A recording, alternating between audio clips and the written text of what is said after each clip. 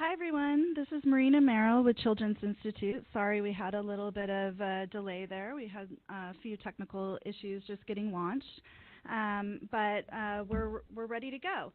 So we just want to kick this off before we get into our official agenda, just to cover a few housekeeping items.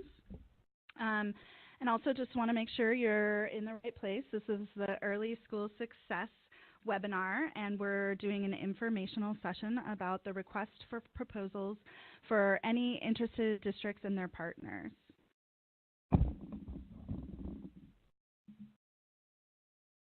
Hi, this is Subin O. I just want to orient you to the chat screen. We'll do formal introductions in a little bit.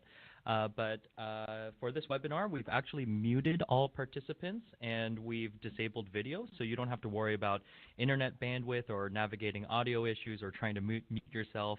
And so to use the chat box, as you can see below, there are two screen captures here. If you have a computer, it should be on your right side. There should be a chat box, or if you're on an iOS device like an iPad or on your phone, you can click on the, I guess, third to right button there to access the chat room. Just so you know that any questions that you have, you should type into the chat box, and we will receive the question. We have our program assistant, Tony Ioha here, will be moderating the chat box and fielding your questions. If you have any technical issues, also feel free to type that into the chat box.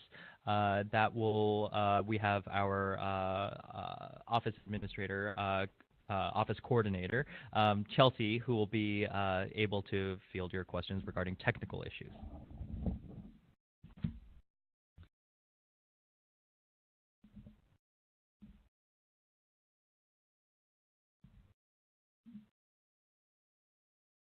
Great. And now we're going to cover our objectives, and we're going to introduce ourselves a little bit formally. So today, your hosts will be myself, Marina Merrill, the Director of Research and Evaluation at Children's Institute, and you have already heard from Subin O, but I will let him officially introduce himself as well. Hi, I'm Subin O. I'm the Senior Early Education Advisor at Children's Institute. And really the goal of this webinar is to provide some further details for you about the Early School Success Initiative, and more specifically to dive deeper into our application process. So the goal is to really understand the vision and the work ahead around early school success, to understand the expectations for submitting an early school success proposal in response to the RFP. The due date, again, is 5 p.m. on February 8th. Also to learn about the first year of early school success implementation. So we will be previewing for you some of the activities that you will be involved with in the process. And then also we're going to have the opportunity, as Subin just mentioned, through a chat Q&A opportunity for you to answer or to ask any direct questions that you have, and then for us to provide answers as well as we can at this time.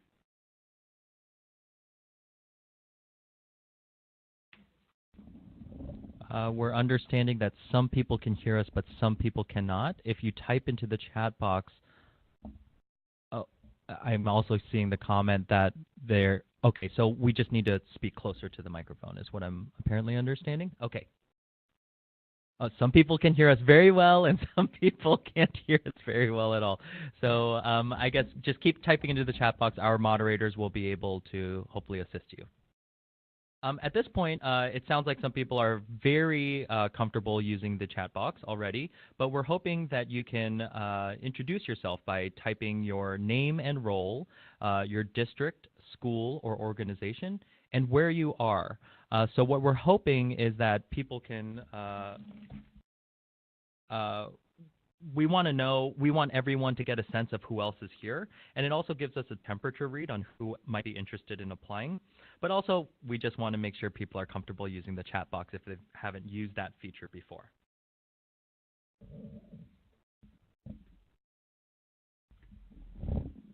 Wonderful. Thank you. It's so exciting to see so many people from all across the state joining us, new people that we haven't met yet, and then people that we've already had the opportunity to connect with in different ways.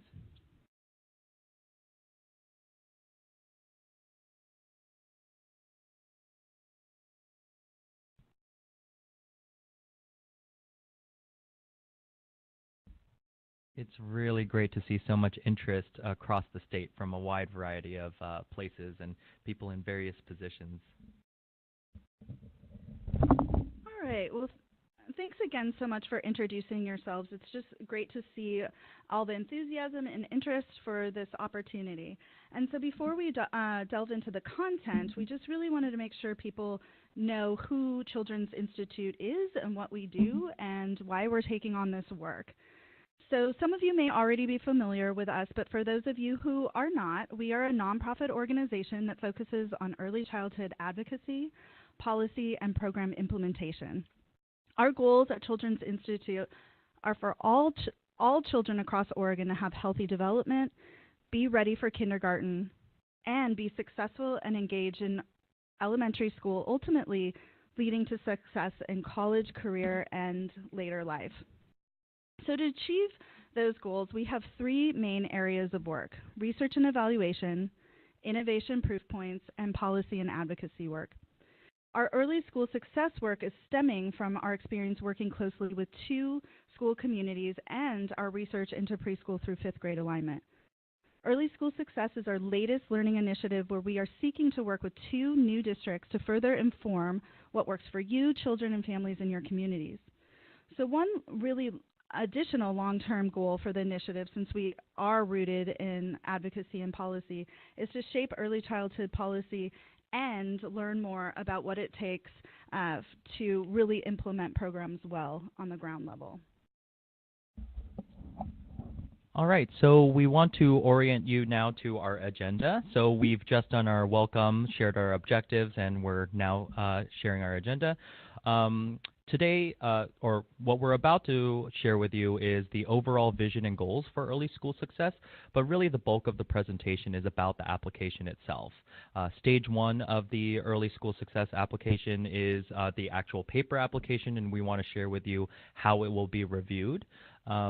Stage 2 of early school success selection will include site visits to finalists from the paper applications, and we want to share our thinking around the process there.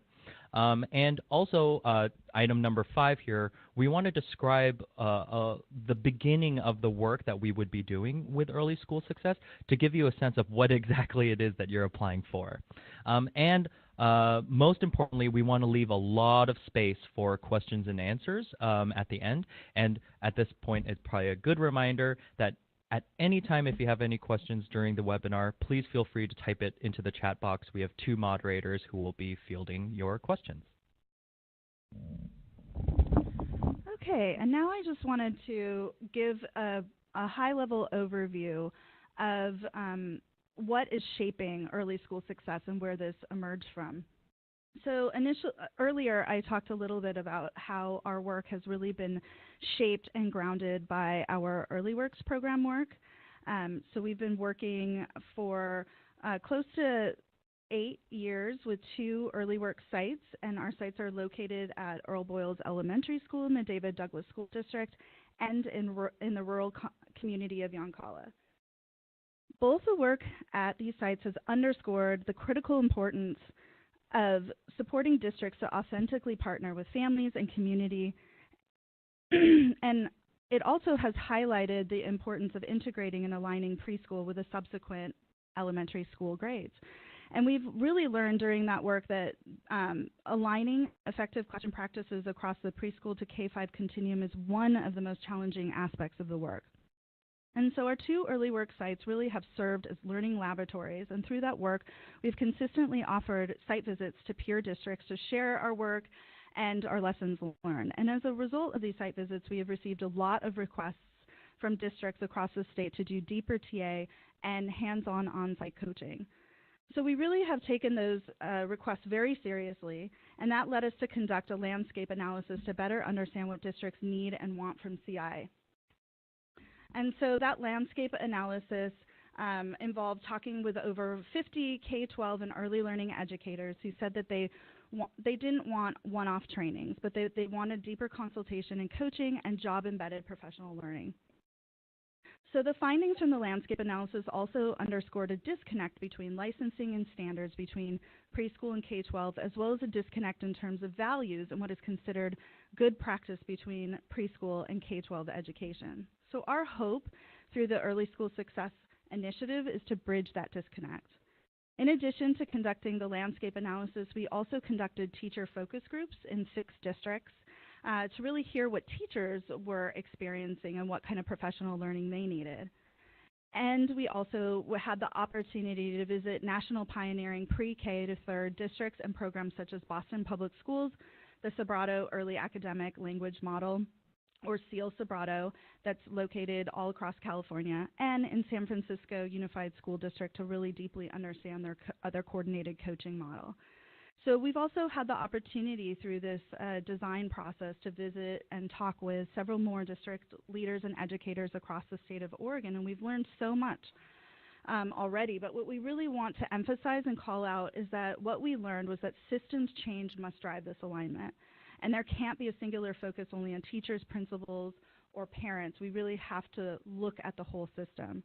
And we also learned that there's great momentum for this work across Oregon and the United States for similar efforts, including the new federal education law, Every Student Succeeds Act, is also very well aligned and strongly encourages this work. Thank you, Marina, for sharing so much of the context and background that went into the design of this project. What we want to share with you now is the vision for early school success. So our vision for early school success is based on 3 pillars, driving towards improving student engagement and achievement in preschool through 5th grade, setting up students for longer-term success in college, career, and life. And so these 3 pillars are equitable community and family engagement, research-based supports and innovation, and preschool to 5th grade system change. When we're referring to equitable community and family engagement, we see that bringing people together to collaborate and plan is fundamental to equity and also helps us to see the whole system from various perspectives.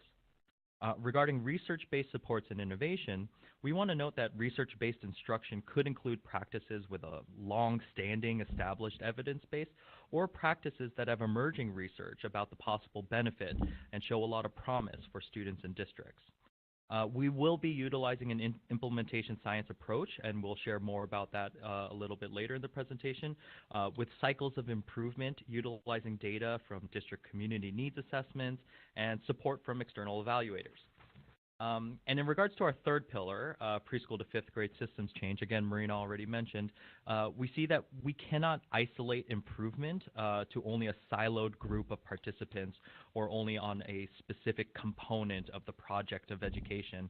The path to alignment, coherence, and improvement really has to involve all levels of participation across elementary education and administration.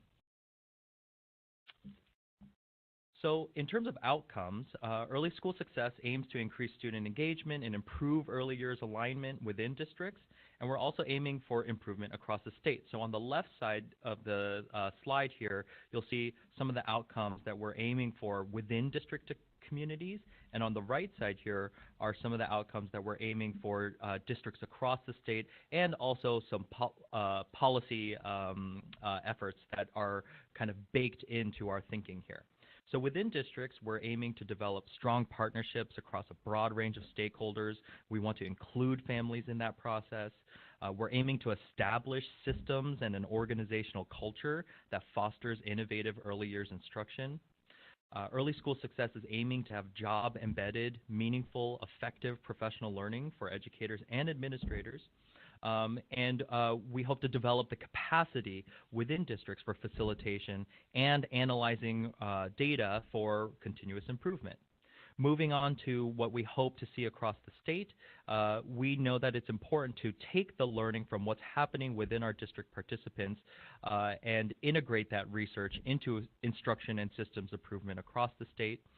That these district participants will be model examples of preschool to 5th grade alignment, and thus might include site visits or sharing communication materials. We have a very strong communications program or department here at Children's Institute, and we want to lift up what we're learning. And we see that this is about community co-ownership of the program work, that it isn't just Children's Institute doing this work, that it's the districts working and owning this work. And of course, because we are a policy and advocacy organization, we are seeking increased funding and resources for early years instruction.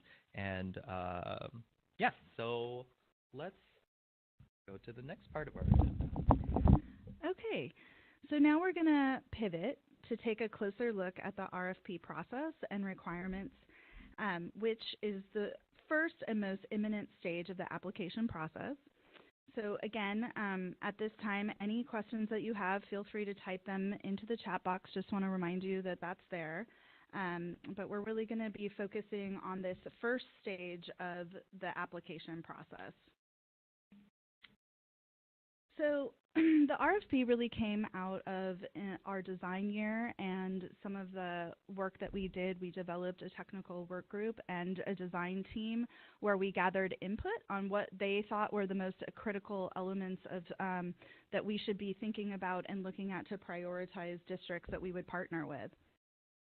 So the RFP is really meant to provide us with an initial understanding of what a district and its preschool partners have done so far to align preschool to fifth grade instruction, and even more importantly, how participating in early school success can strengthen this work. So what we really want to underscore here is that we are not looking for a district that already has it all figured out, and we are really looking for partnering with some districts that could really use some support. So there are two main sections of the RFP. In the first section, it really provides a detailed information and background and the foundation of early school success, a little bit about what we talked about already. And then the second section, Section 2, contains all the pieces that districts complete as part of their application. So now I'm just going to highlight a little bit about what Section 2 is asking for. So we're asking for a district profile. And if you have the RFP in front of you, if you're familiar with it already, the district profile can be found on page 13 of the RFP.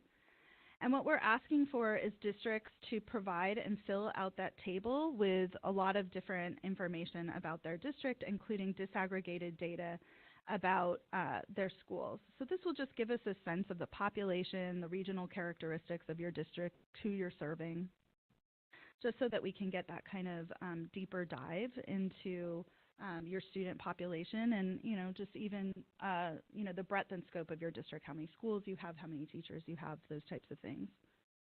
And then the proposal narrative on page 13 was designed to help us get a picture of where you are as a district now and how the district might want to start thinking about structuring your localized early school success work.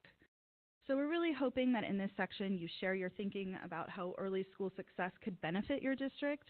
And it's, again, I just want to reiterate, it's okay if you don't have it all figured out. We just kind of want to see some early thinking about how you might utilize this opportunity. And then responses to required questions on page 15 is really topical targeted questions for the elementary school and district. This section is really focused on you sharing current approaches and any successful past work that you have taken up. And it's really, this section is intended to help us get a sense of how you're working, how well you've worked in the past with partners, what other initiatives have you been working on in this early learning or alignment from preschool through elementary school work. And then on page 17, you'll find that there's a budget estimate. And that budget estimate provides a really high-level example of what early school success fund dispersal could look like and ask districts to kind of just give an early proposal to think through how these funds might support your local early school success work. And then finally, we have the letters of support that are on page 17. Those letters of support, and then we have subsequent templates for you to use, are for you to get key stakeholders at the school and district levels to complete, because we see systems changes requiring all levels of participation. So we're asking for that letter of support to make sure that you've connected with those key stakeholders and that we have some level of demonstrated buy-in. And again, we are just asking that you return your completed applications to us by 5 p.m. on Friday, February 8th. All right, now I'm going to transition to talk about the proposal review process.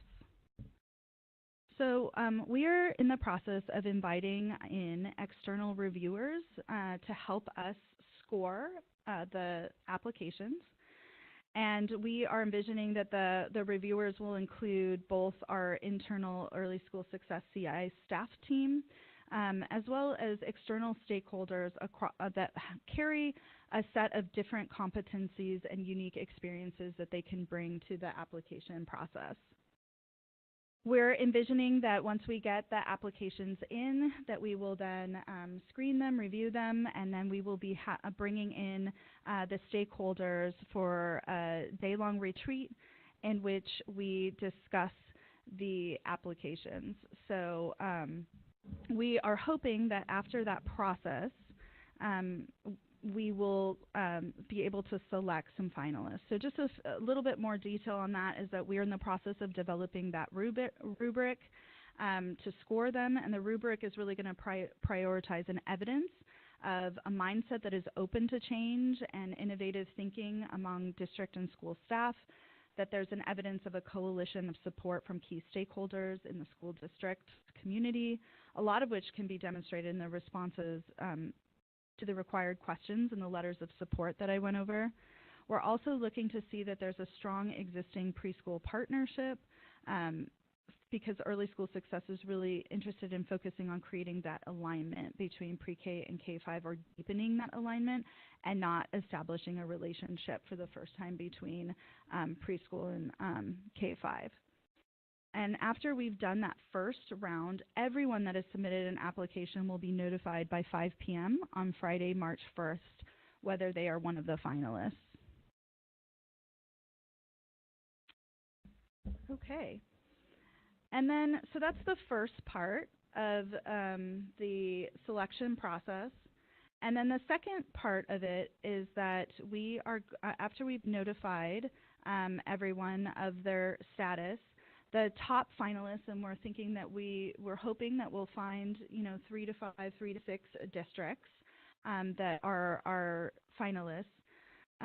We are hoping that we will be able to shift to the second stage and conducting some site visits with everyone. So this part of the agenda is going to focus on that second stage of the site selection, which is around the site visits themselves. So the purpose of the written application, as I went over, is really for us to see your written response and get, a level of an initial thinking. But the site visit is going to be more about helping us build those initial relationships and to really take a deeper dive into understanding how Early School Success will actually help further and accelerate the district's work. So we want the site visits, and I know it will feel really high stakes and high pressure, but we're really hoping that the site visits will be as authentic and low impact for districts as possible. So we're really hoping to look for districts, as I said before, that haven't had it, that don't have it all figured out, but we're looking for districts that will really benefit for this program. And so we're hoping to get in and have opportunities to have a series of discussions. We'd like to meet with people that are on the core team, probably including teachers, leaders of parent or community groups, members of the identified district leadership team that will take on this work for Early School Success, including key board members. We'd like to meet with the superintendent and any leading principals that you think might be early adopters for taking on any of the implementation, or preschool directors in your community that we would be working with. So on the site visit, CI's core early school success team, including Subin and I for sure, and Swati Adarkar, our CEO and president, will be among the visitors. And we would love it if when we get to that point, you would identify on your side a site visit coordinator that we can work with on all of the logistics. So we are then hoping, after we wrap our site visit process, that we will be able to give final notification if the district has been selected for early school success at 5 p.m. on April 26th. Wonderful. So we want to just briefly describe now what the activities are once a site is selected. Actually, the timeline regarding once the selection happens, we very quickly start to get together and start conducting our activities. So Year one is really going to focus on bringing together stakeholders, what we're calling our core team, together and to assess the district's needs, but also the district's strengths and their capabilities. And the purpose for bringing this team together is to develop a common understanding of barriers to alignment and improvement, but to bring that understanding across multiple perspectives. And thus, the first activity of the core team is conducting a needs assessment. So as you can see here in item number 1, we want to give a fair amount of space and time to just bringing the team together. We heard loud and clear that it can be a challenge to bring teachers, principals, district leadership, families, community organizations together to collaborate and plan. And again, we really believe in co-ownership, and we want to identify core team leaders who can co-facilitate alongside Children's Institute. We believe strongly that this work belongs to the district. The first activity, item number 2 here, the first activity of the core team is to conduct a community needs assessment. And that community needs assessment will help us to understand what are the barriers to instructional improvement and alignment. But it will also give us a sense or give us rich data on the strengths and the capacity of the district. We also know it's important to be human-centered throughout our process. And so we want to take the opportunity of the needs assessment to develop understandings of how various people across the system are perceiving their experience in the schools. The data from our needs assessment will inform the district team to plan small-scale implementation and action plans that are rooted in what we've learned from the needs assessment. And we're taking a page out of the implementation science playbook if you're familiar with that framework. By implementing at a smaller scale, the core team can analyze and troubleshoot issues before trying to scale up an initiative that may have some issues with it. And so thus the implementation of our planning not only improves over time, but also scales across the district with our informed thinking. So we just want to emphasize that throughout this process, CI's role is in providing support, facilitation. If there's some learning that needs to happen, we will bring in expertise and consultation from people who, for example, let's say in a district that one of the important problems of practice that we need to address is an understanding of language development and how children develop language and literacy across the early grades. That we will bring in that expertise and come in with shared understanding across the core team. And also we will bring in external evaluators who will help us to set up these processes for what's called plan, do, study, act cycles of improvement. It'll help us to not only just capture the data, but to interpret it, understand it, and plan based on that data. So at this point, we want to really shift over to questions and answers. And so our moderators have been diligently putting together the questions here. And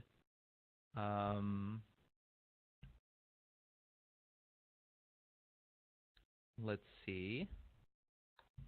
Okay, great. So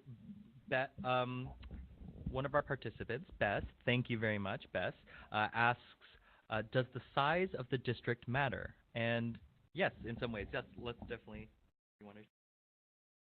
I mean, from our perspective, we are really interested in doing work with a variety of districts. I mean, ideally, we would be working with one district that might be larger and one district that might be smaller, because we found with our early work site that it really is helpful to have a diversity of different implementation settings. But we haven't set out to say, specifically that, like, yes, you need to be a mid to large size district or anything like that. So we are interested in working with a district of any size. Yes. Yeah, and I think the part to emphasize there is that we are looking for diversity among our districts, that there will be different, not just sizes, but in terms of their characteristics and the populations that they're serving as well. Okay, so we have another question from Mariella. Thank you, Mariella. She's asking us, do we get to see the rubric prior to submitting the application? That is a great question, Mariella, and I'm sure other people have that same question, but we are thinking that we will not release the rubric in advance of the RFP going out. But we certainly, if you wanted to see how you scored after the scoring was, we would be open to having a conversation to talk with you about where the review team landed and what our final assessment process was. And I think some of our thinking there is that we don't want people to tailor their answers to the rubric, but to answer authentically and honestly to the application questions that are put forth. But if any of the questions are unclear, we are definitely open to fielding your questions in the future, and we'll share our contact information here as well. Okay, thank you. So Lauren asks, are we limited to partnering with one preschool program, or can we partner with multiple? I see a thumbs up from Marina. It sounds like we're definitely in agreement that however you are partnering with preschool programs is okay. It's good. We want to hear how it's happening. That we understand that across different districts, it's happening in a variety of ways. So if you happen to be partnering with multiple preschool programs, and it may not just be preschool programs, it might be professional development providers, other family-oriented organizations, community-based organizations, we want to hear about all of it and how that partnership is happening. Yeah, this is Marina. I'll just add that we think it would be great if you were partnering with multiple preschool programs, and that you could look at this opportunity as a way to really coordinate those early learning providers in your community. Okay, so we have another question here. Oh, by the way, if more questions bubble up, please continue to ask questions. Our moderators continue to are looking at the chat box. Okay, we have another question from Lauren. Does the partner need to be a community-based program, or can it be a program that is part of the K-12 district already?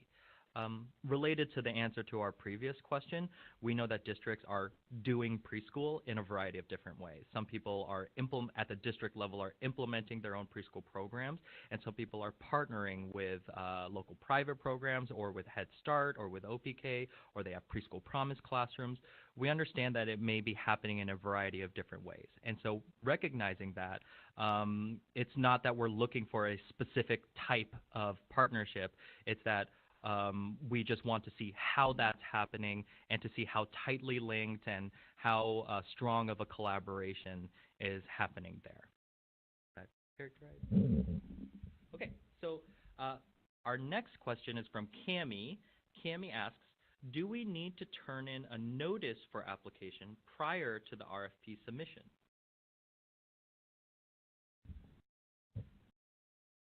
So I'm just trying to understand this question. I think you're asking, sometimes in an RFP application, there's a request for you to submit a letter of interest or a letter, stating that you are interested in applying.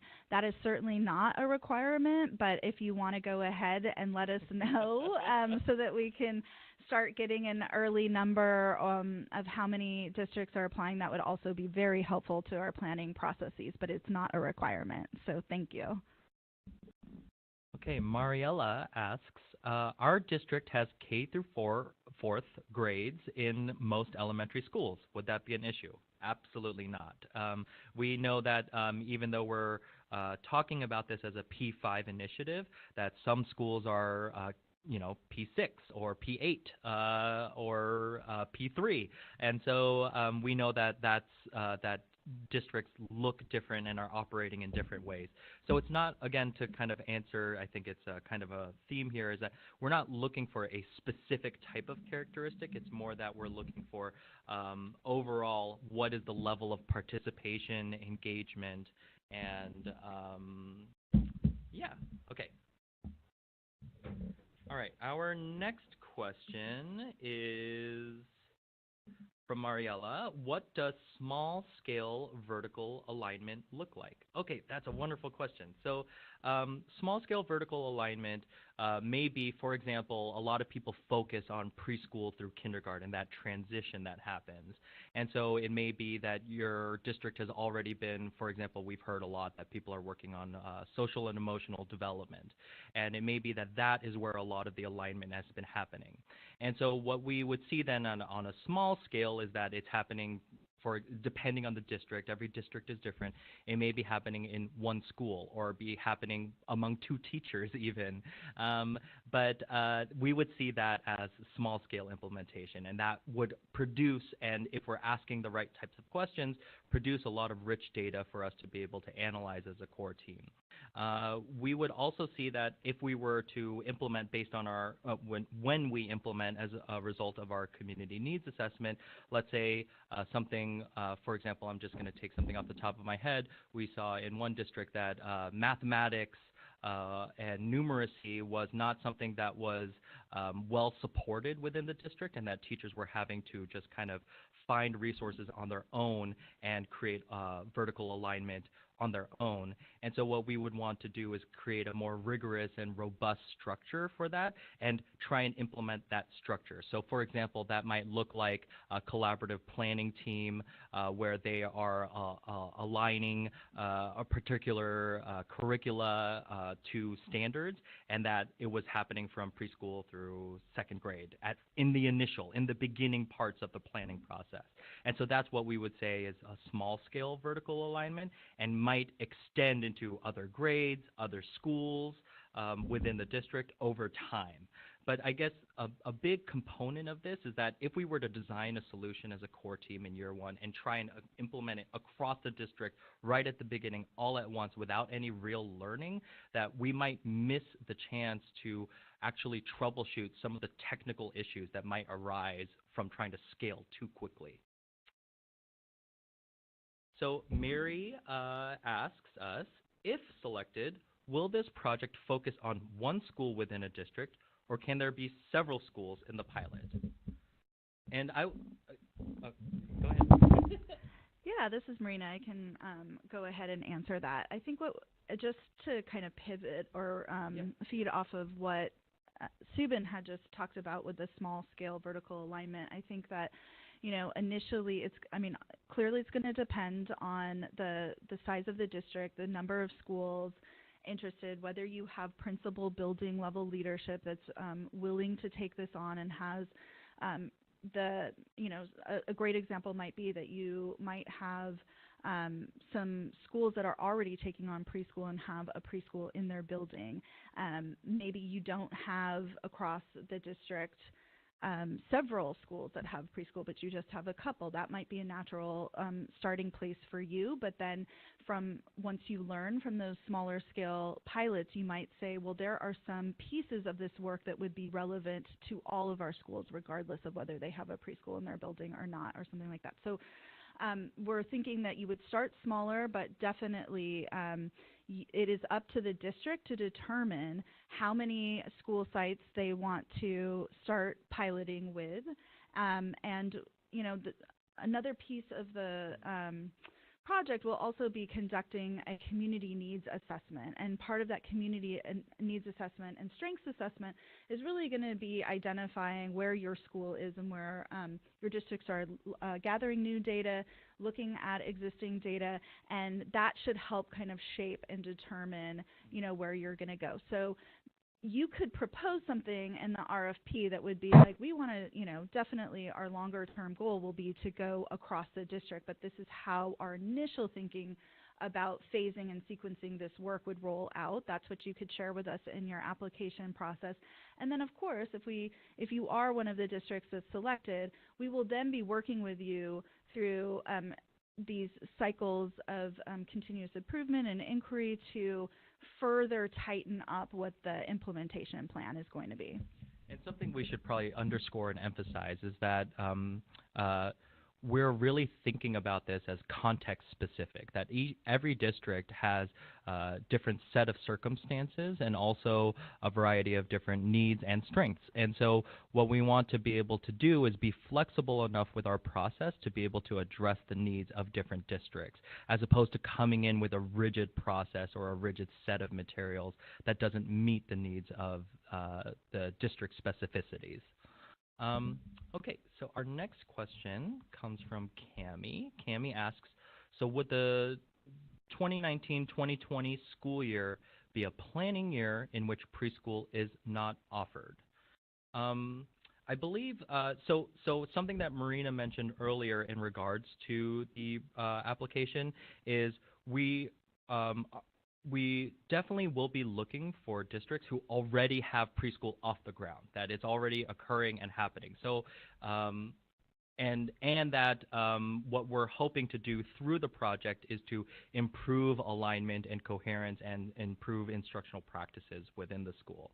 Do you want to add any context? Yeah, I would just add that you don't have to be a district that's offering preschool or already delivering preschool in your buildings. That's certainly would be one way that we could work with you. But if you already have some existing partnerships and that you're connecting and already working with, maybe doing shared data, maybe shared professional learning workshops across your preschool or kindergarten teachers. They don't have to be school-run preschools to be a part of early school success, but there needs to be some sort of existing partnership with the preschool program.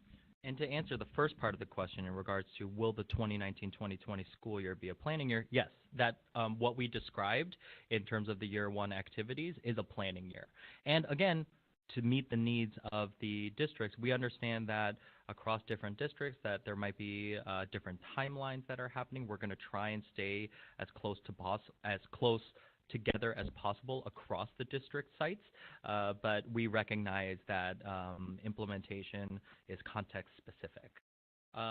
Okay, Crystal asks, when you ask for preschool data in the application for districts with multiple district-run preschools, do you want data for all of the district's preschools or just the pilot schools?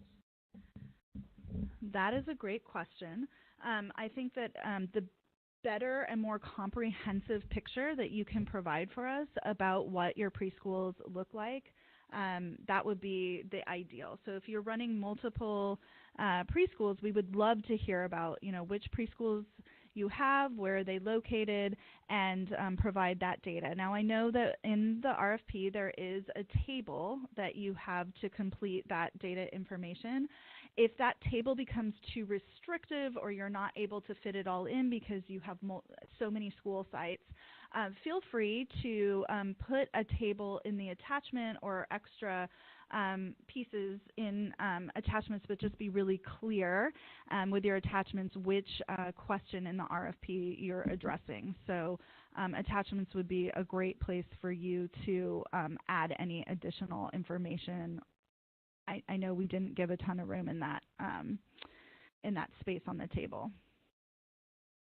All right, our moderators adding a question here. So, okay, Bess is asking, will you prioritize districts that largely serve populations of kids who are from traditionally underserved communities, i.e., low income, kids of color, ELL, geographic isolation? And that's a resounding yes.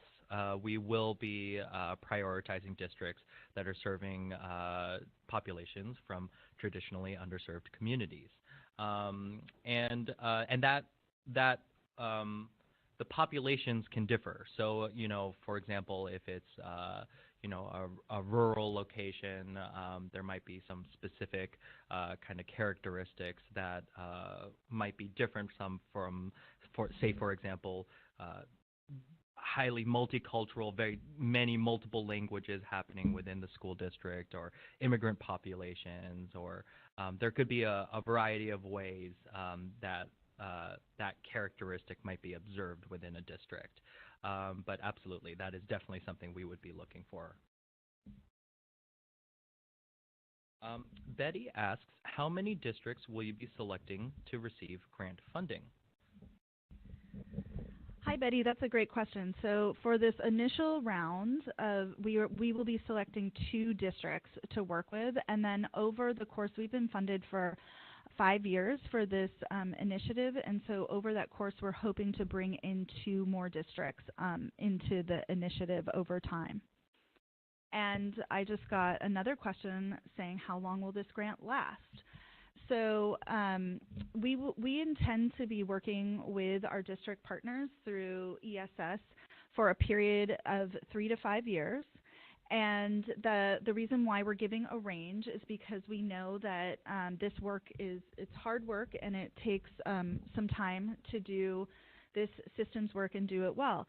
And so, but we may be partnering with some districts that have been doing this work for a while, and that we work with them, and they're ready to just take off on their own after 3 years.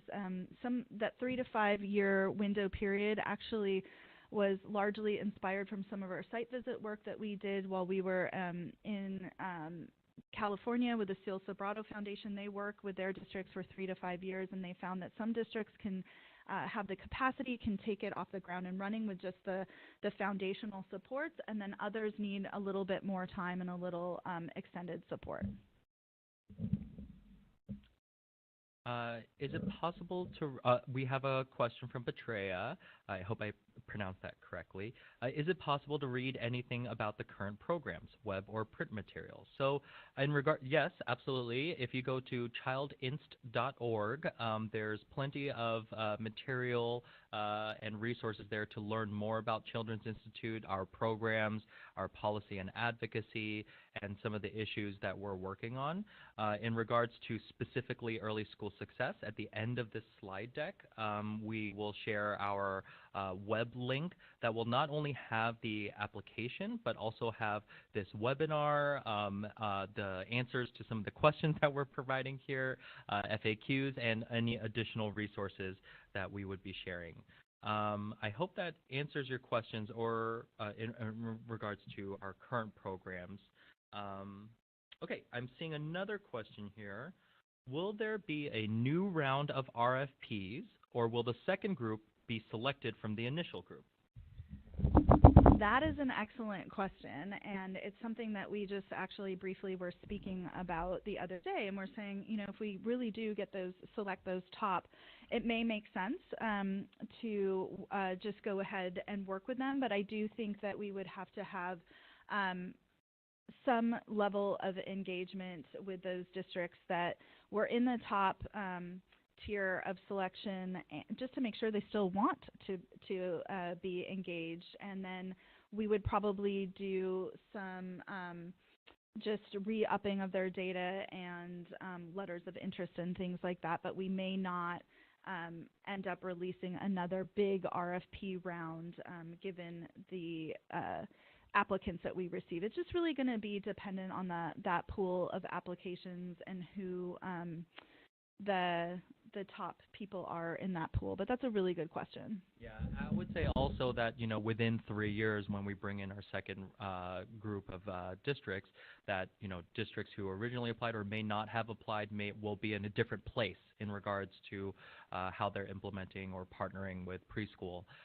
So that is a good question that we still are working on and noodling on. So thank you. I just saw a clarifying question pop in that was about, just to be clear, we are selecting for this round 2 districts to partner with for this first round. Yes, so there'll be 2 districts just initially. And then after we've had the opportunity to pilot this work. So we're really looking for 2 districts that are really ready to roll their sleeves up and be pioneering districts and willing to serve as learning laboratories, because these will be districts that will be part of this learning initiative, and we're looking for districts that will be willing to share what they found, connect with other districts, be offering site visits, and really be demonstration projects. Our last question that we have here, and if you have other questions, do feel free to email us. You will have our information here in the slide deck. We want to move on because we also want to share what will the next steps be. But the last question that we have here, would you consider an application from 2 very small school districts who are close in size geographically and in composition? This is a great question, and one that we've actually received from a couple other places as well. And, it's really difficult off the, just with a very limited information to make that determination. But our goal, as we've stated all along, is that our hope is to really work deeply with these 2 districts. We know that very small school districts resources are limited, and so that we can understand how it would make sense to come together and convene and partner. We would just need to know a little bit, a lot more information about what that could look like, because there's obvious implications for that financially and otherwise. And you'll also have to be considering that you're going to be competing against districts that are submitting a solo application. So it'll be another challenge would be to weigh a clustered group of districts against a singular district's application. And then the other thing that I would say is that there's going to be additional opportunities, as we didn't go into the full breadth and scope of this initiative for this short webinar, but we are going to be working on developing networked improvement communities and PLCs that will bring in a broader group of districts. And so that might be a place, if there's 2 districts that really are so small and want to work together, that we could think about bringing them together as part of one of those PLCs or NICs. Yes, it's definitely something for us to think about. And if you find yourself that you're in also thinking about that question, we would actually love to hear from you in terms of just getting a sense of what you think that might look like, and that will help inform us in developing our understanding of how to review that application. Okay, so we want to share our, we've already done that. We want to share our closing and our next steps in terms of what to expect from us. All right, well, thanks again for all of your interest and your great questions and participating in our webinar today. It's just so exciting to see so many new partners, potential partners, and interest out there. So I just want to close with letting you know that we will send out all of the webinar materials, the PowerPoint deck, the Q&A document, and the recording to all participants, and it will also be posted online on our website. And that is also where you can find the RFP application. If you do not already have it in hand, it's available on our website. Also, I want to note that if you do need hard copies of any of these materials or the RFP, please email me or Subin, and we will send you a hard copy at no charge. And for any other questions in the future, we are available by email and phone, and we really are looking forward to receiving your RFP responses by 5 p.m. on February 8th. So thanks again. At the bottom there, you can see the link to all of these materials, childinst.org/our-work/early-school-success. All right, and this is our email contact information. We want to thank you for taking the time to participate in our webinar. You had amazing questions. It sounds like we're working with a very diligent group of people. And thank you to our program administrators and our moderators of the chat. And have a great day. Take care. Bye-bye.